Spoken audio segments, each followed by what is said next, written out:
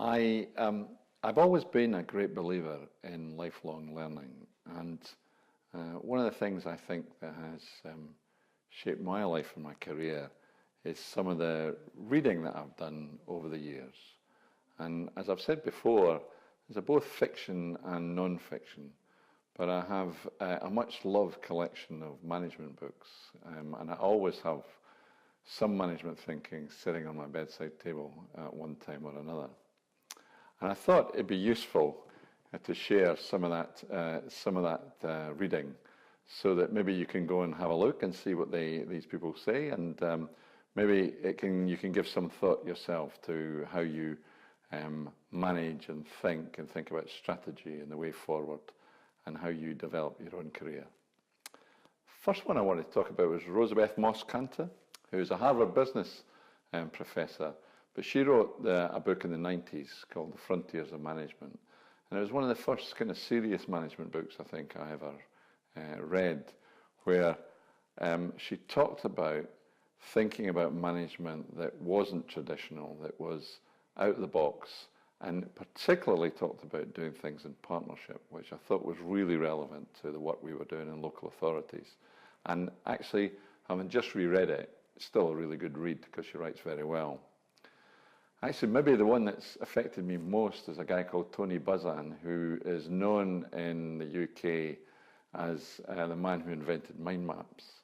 And I have always been a mind mapper since I read Tony Buzan 15 years ago. So I hardly ever write linear notes.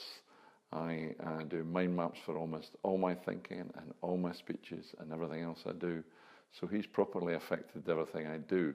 But maybe more importantly, he talks about using both sides of the brain. That's the creative side of the brain and the logical side of the brain together to get whole systems thinking going. And it's certainly enabled me to start to put together complex problems and start to think about them more clearly by using mind maps, but more importantly using both sides of my brain, and that was affected by that. On the other side, being a sportsman, I was one of the best reads I ever had was a book called by Adrian Moorhouse, who some of you will know as Olympic 100-meter breaststroke champion, but he wrote a book on mental toughness and resilience. And believe you me, sometimes in all our jobs, mental toughness is a really important aspect. And he allows you to think about how you get through stressful situations and work and continue to go forward whilst under a lot of stress, as most international athletes have to do so. It's a really great read and really simple, and you're able to follow it. In terms of, I'm a big fan of frameworks. And one of the frameworks I use every single time, I think, for any problem I've ever encountered, was I use Edward de Bono's 6 Thinking Hats. And de Bono wrote many books on the logic of the brain and how you think through problems, etc. But the 6 Thinking Hats I would recommend as just a different way of looking at any problem from 6 different angles and making sure that that problem is thoroughly examined before you take decisions. The other sport-related book that I've just read not so long ago is The Chimp Paradox by Steve Peters, who is quite famous as a psychologist for the British cycling team.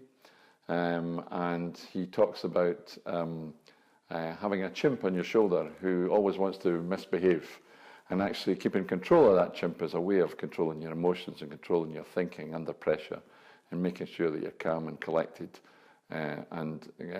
Actually, he's one of the first people to talk about practicing mindfulness, which of course is now the sexy thing to think about now in management thinking. Maybe one of the most influential books that I ever read was a book called Bowling Alone by a guy called Robert Putnam, who talked about what makes successful communities and talks about social capital.